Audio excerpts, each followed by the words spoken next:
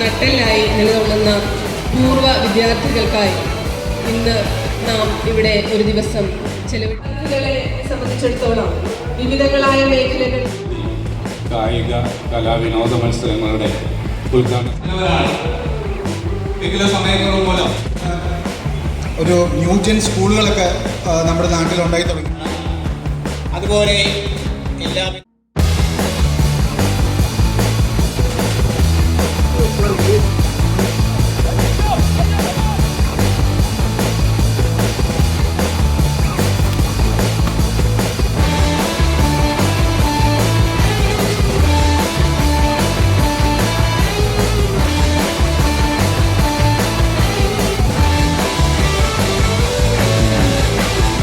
എന്തായാലും വളരെ സന്തോഷം തോന്നി.